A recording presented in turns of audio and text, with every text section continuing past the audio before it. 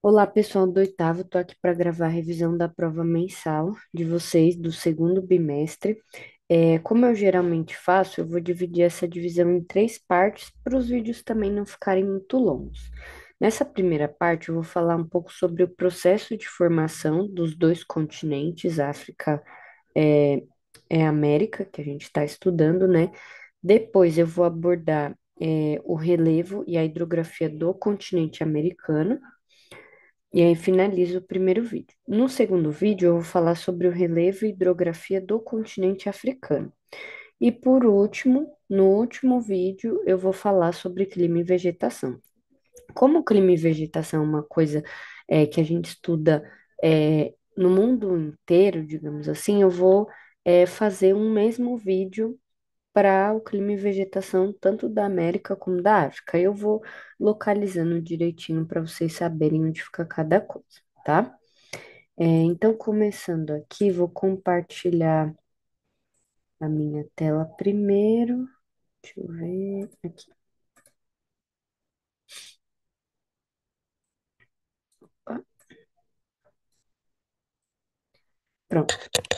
Bom, isso aqui, gente, é mais um material de apoio, tá? São slides que tem no Positivo On, mas nada mais é do que a própria apostila de vocês, tá? Então, são os mesmos textos, as mesmas imagens, eles só cortaram um pouco, então o layout está um pouco diferente, tá? Mas não é isso que eu quero mostrar agora. Eu vou começar falando sobre essa parte da deriva continental.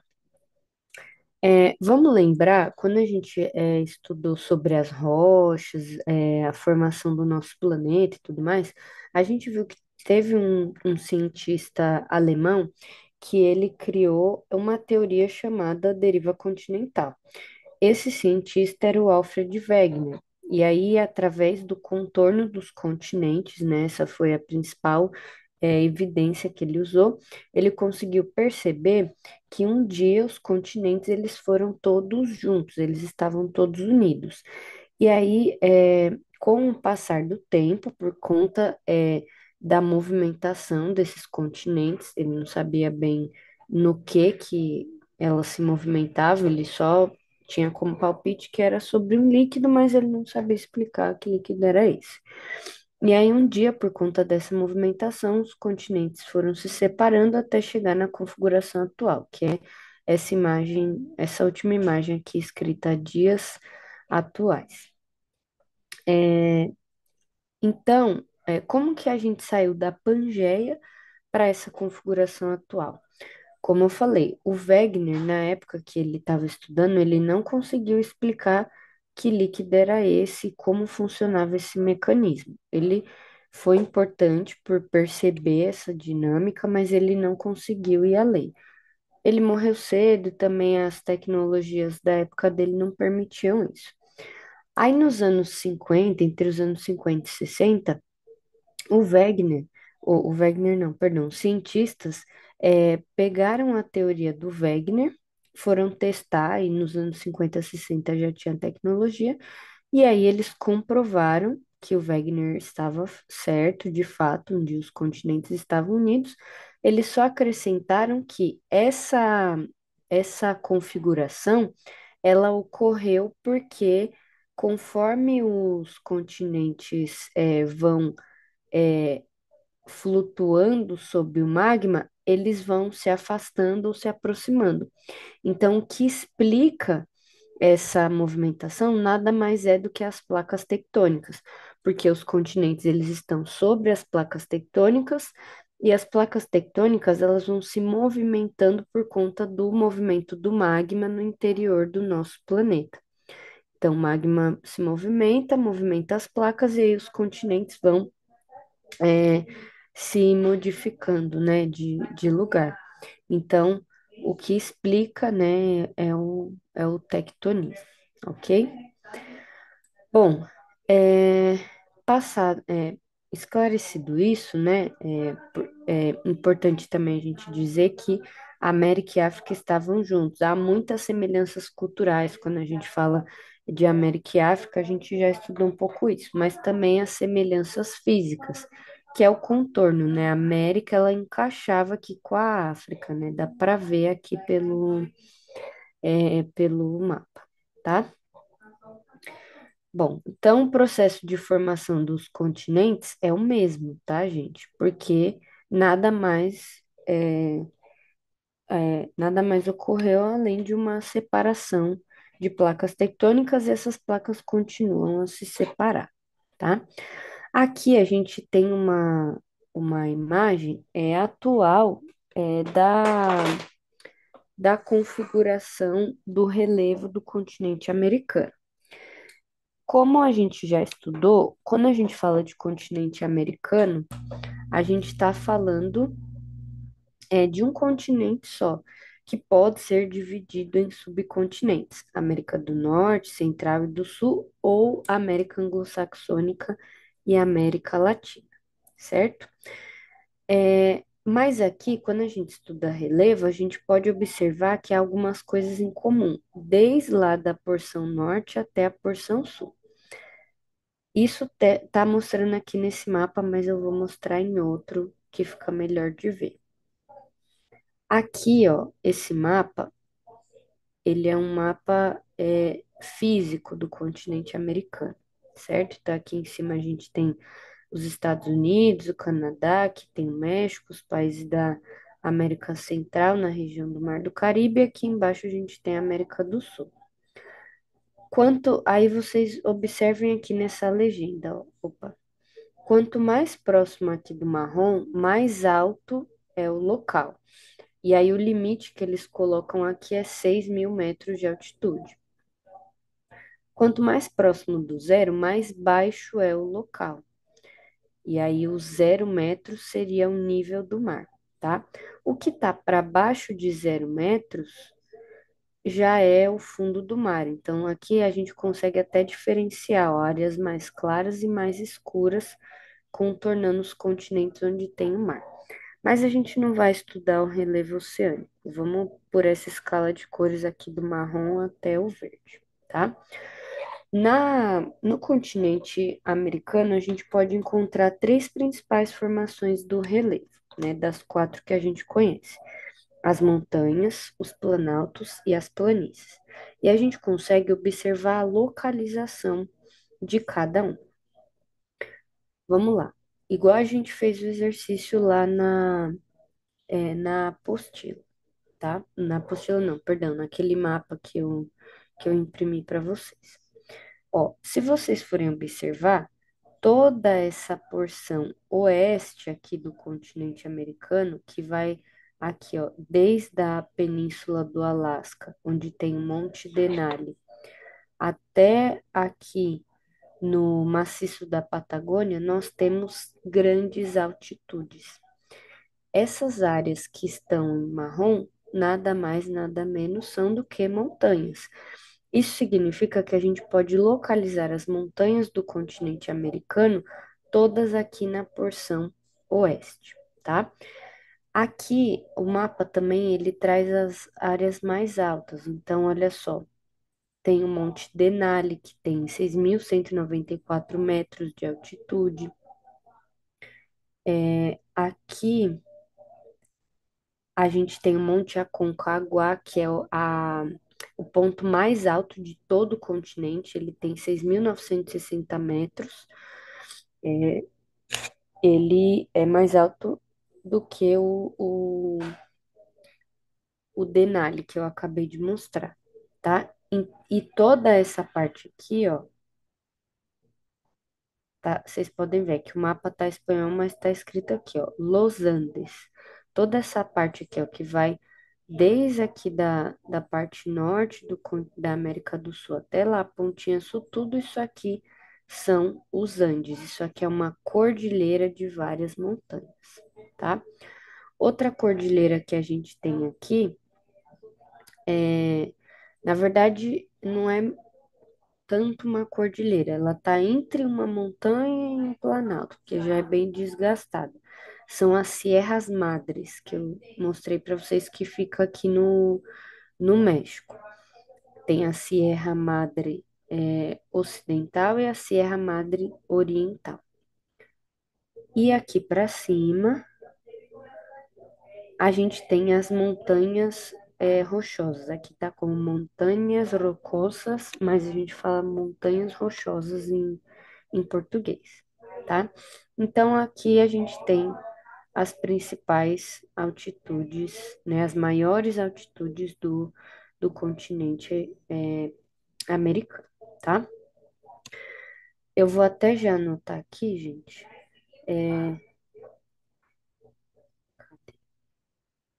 Então, relevo América. Vou colocar assim. E aí, o que que a gente vai ter? Montanhas na porção oeste, tá? Do lado do Oceano Pacífico. É importante dizer também, gente, que essas montanhas, elas são formações mais recentes, ou seja, durante o processo de formação do continente americano, elas foram as últimas formações a se constituírem, tá? Então, na história geológica, essas formações são mais recentes. Isso porque a gente tem na América, no geral, a gente tem um relevo já antigo, bastante desgastado. Então, se comparar essas montanhas aqui, elas têm uma idade menor do que esses planaltos que já são mais antigos, tá? Tem alguns planaltos no continente americano que são mais jovens, tá? Essa porção aqui, por exemplo, das Sierras Madres, é um pouco mais jovem essa área, tá? Então, os planaltos, eles podem ser antigos ou mais recentes no continente americano e sempre com altitudes médias. A gente não tem planaltos tão altos, tá? Aí, por exemplo, quais planaltos a gente tem? Aqui onde está escrito Maciço Brasileño, aqui seria o Planalto Central, tá? E a gente tem aqui a Sierra del Espinhaço, que é a Serra do Espinhaço, que fica entre Minas e a Bahia. Na verdade, toda essa região aqui, ó, é uma região de serras. A gente tem a Serra do Mar e a da Mantiqueira, que são áreas de grandes altitudes no Brasil, mas não são grandes altitudes a ponto de serem altas como essas montanhas aqui. Como eu já falei para vocês algumas vezes, no Brasil a gente tem montanhas, que são essas regiões de serra, porém essas montanhas elas são muito antigas, como eu estava explicando agora há pouco. O relevo do continente americano é mais antigo. Então, essas serras, como elas já passaram por um processo de desgaste muito grande, elas acabaram, a altitude foi, né, sendo amenizada, né, foi diminuindo, e aí a gente tem altitudes menores hoje em dia, tá? Mas a gente pode observar que a parte centro-leste do continente é onde a gente tem a maior quantidade de planaltos. Aqui em cima também tem o Maciço de Guaiana, que seria o Planalto das Guianas. Aqui nos Estados Unidos, uma região de planáltica seriam os Montes Apalaches, eles têm uma altitude média comparada aí à das serras brasileiras, tá? Então, essas áreas mais em laranjinha, entre esse amarelado e o laranjinha, é onde a gente tem a formação de planaltos, que, como eu falei para vocês, são mais antigos, tá? Cadê? Então, planaltos. Esses planaltos a gente pode encontrar em praticamente todo o continente americano. Na verdade, os planaltos são as principais formas do relevo na América, eles predominam, né? Principalmente ali é, do lado oposto, onde a gente tem as montanhas, né? Do lado, as montanhas estão aqui, os planaltos eles estão daqui para cá, tá? e eles são formações mais antigas, formadas principalmente por processos erosivos, tá? E agora, por último, no relevo da América, a gente tem as planícies, tá? As planícies aqui no mapa, gente, elas são representadas nesse verde, entre o verde e o amarelo, na verdade, esse 250, entre 0 e 250 mais ou menos, tá? Aí observem aqui que a gente tem três grandes planícies visíveis. Aqui, onde passa o Rio Paraguai, a gente tem a região do Pampa e do Chaco. Aqui a gente está falando da planície, inclusive da planície pantaneira que tem aqui no Brasil, tá? É a planície platina, mas que ela inclui também aqui a região do Pantanal, no centro-oeste brasileiro. Aqui em cima, nós temos a planície amazônica, que ela é toda essa região que é ocupada pelo rio Amazonas.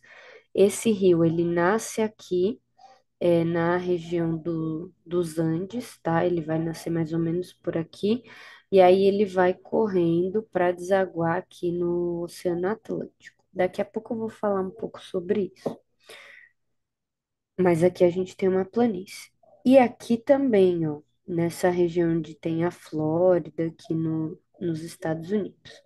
No geral, dá para ver que o litoral, ele é todo, é, tanto da América do Norte como do Sul, ele é todo verdinho, né? Então, a gente pode observar que na região, que as planícies, elas sim estão localizadas no centro e no leste, quando a gente fala leste, na região litorânea que é banhada pelo Oceano Atlântico, tá? Então, vou colocar aqui, ó, planície na porção centro-leste.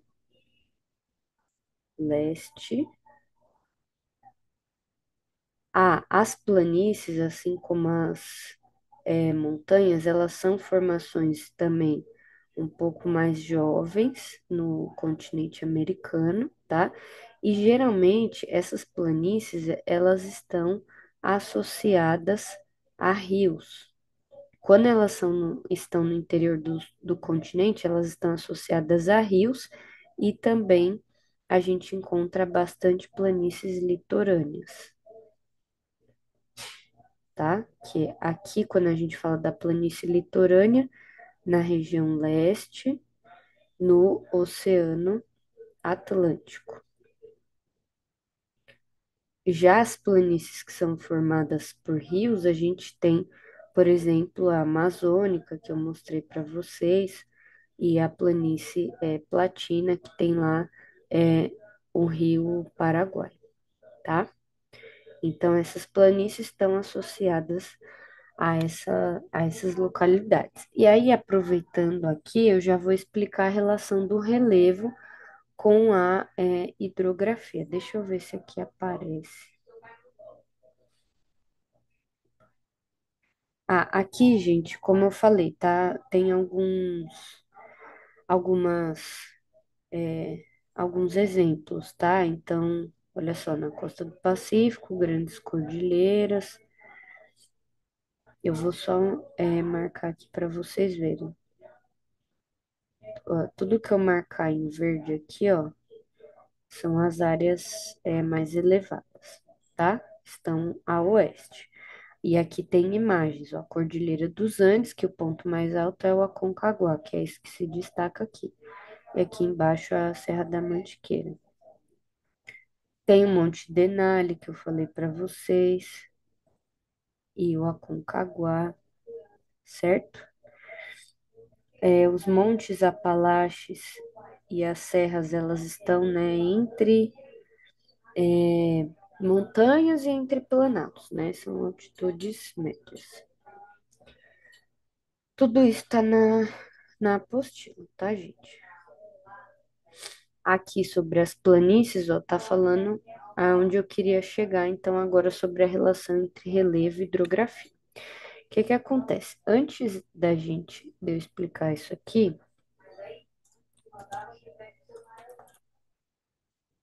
Vamos lembrar que é uma bacia hidrográfica. Eu já mostrei essa imagem várias vezes para vocês.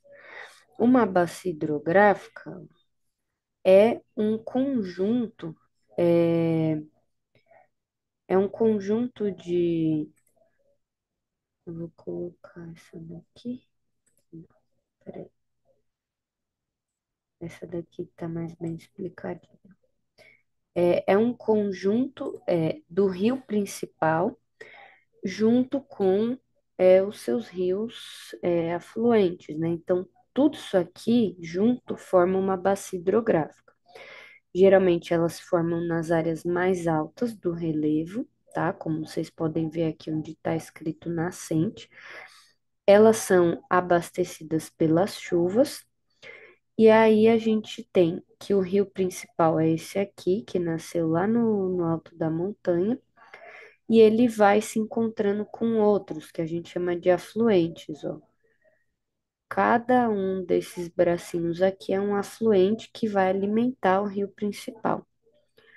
E aí a gente tem o divisor de águas. O divisor de águas geralmente são áreas elevadas que impedem que os rios de uma bacia vão para outra, tá?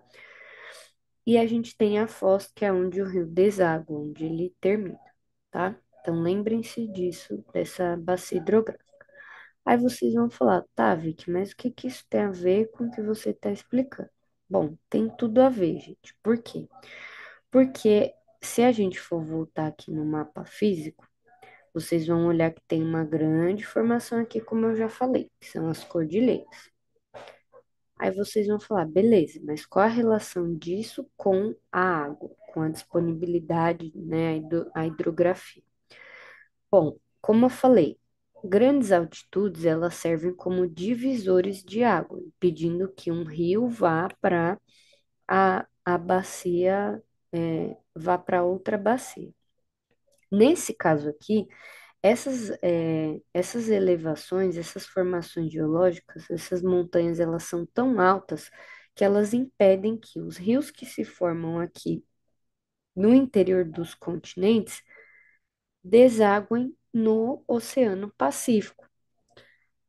Ou seja, elas são uma barreira natural, fazendo com que a maior parte dos rios eles desaguem ou dentro do próprio continente ou no Oceano Atlântico. Então, a maioria dos rios que circulam pelo continente americano, eles fazem o seguinte caminho. Geralmente aqui das áreas mais altas, vai correr no interior para desaguar no leste. Geralmente é esse o caminho que esses rios fazem. Então, isso vai explicar por que que é na parte central do continente americano que a gente tem as maiores bacias hidrográficas. Porque uma vez que os rios ficam represados aqui sem poder passar para o outro lado da montanha, eles vão todos se concentrar nessa área central, formando grandes e importantes bacias hidrográficas. Aqui nesse slide não tem, mas lá na apostila tem um mapa. Deixa eu ver se eu consigo abrir aqui. É um mapa sobre hidrografia, que ele vai mostrar onde estão as principais bacias hidrográficas. Eu já vou mostrar para vocês. Enquanto isso, a gente pode colocar. Vou colocar aqui, deixa eu ver outra cor. Aqui. Relação, relevo, hidrográfica.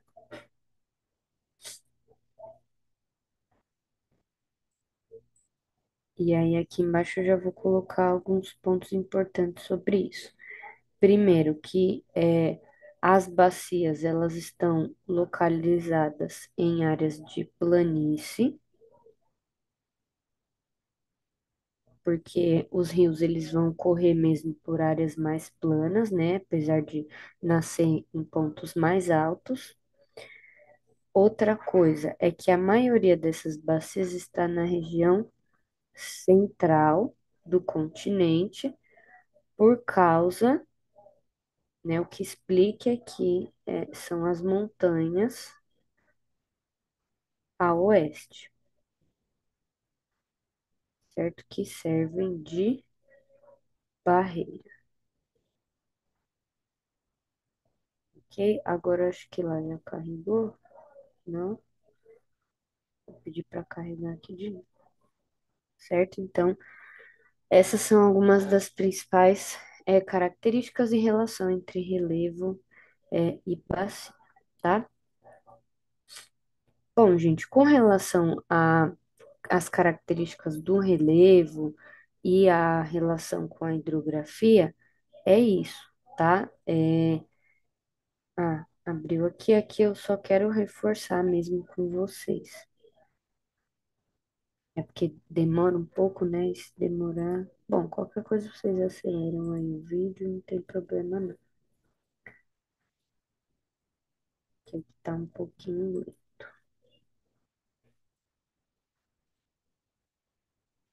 Aqui já vimos. Ó, aqui, inclusive na apostila, ó, na página 8 tem um esqueminha de como funciona uma bacia hidrográfica. E aqui embaixo tem o seguinte, ó. Olha só. As cadeias de montanhas, serras e planaltos onde nascem os rios são divisores de bacia, ou seja, áreas mais elevadas de uma bacia de onde os rios descem em direção ao vale ou planície localizada na porção mais baixa da bacia. Então, essa é a relação que a gente tem entre relevo e hidrografia. E aí, algumas das principais planícies não, perdão, bacias hidrográficas que a gente tem estão aqui, ó. Olha só, aqui no sul do continente americano nenhuma, não tem nenhuma, ó, aqui onde tá as montanhas, aquele vai ficar reto. Deixa eu ver se eu excluo esse aqui. Aqui onde tem as montanhas, aqui nessa parte vocês podem ver que não tem nenhuma bacia hidrográfica. As bacias são todas aqui no centro, porque a montanha tá aqui, impede que o rio vá para cá. Então, ele não faz esse trajeto, ele faz esse trajeto, ele vem pra cá, tá? Aqui no, na porção norte é a mesma coisa, gente, ó. Aqui a gente tem algumas cadeias montanhosas, no México a gente não tem uma bacia tão expressiva, inclusive a gente vai estudar aqui no México alguns problemas relacionados à disponibilidade de água, mas que as principais bacias também estão aqui, ó, no centro, leste, como a gente observa aqui embaixo, tá? É, aí aqui, deixa eu ver se tem alguma coisinha. Ó, as montanhas rochosas são os divisores de água na América do Norte e a Cordilheira dos Andes na América do Sul, tá? E aí aqui, como tá dizendo, ó, as planícies, elas se formaram recentemente, ao longo de milhões de anos, por conta de deposição de sedimentos das cordilheiras, serras e planaltos, e acontecem inundações periódicas nessas planícies que estão associadas às bacias hidrográficas. As principais bacias são a Amazônica, do Mississippi, Missouri, e a Bacia Platina, ok? E a maioria dessas planícies e bacias hidrográficas, elas servem para o abastecimento de água das pessoas ali da região e para navegação. Aqui está falando um pouco, na região amazônica, ela serve como navegação, enfim, tem várias utilizações. Geração de energia elétrica, vou até colocar isso aqui. Então, ó, geração de energia. Aqui a gente já está falando da importância, né, das bacias. Transporte, abastecimento, tá? É basicamente isso. Ok, gente? Bom, espero que vocês tenham entendido essa primeira parte. Logo mais eu volto para explicar sobre o relevo e a hidrografia da África, ok? Até logo.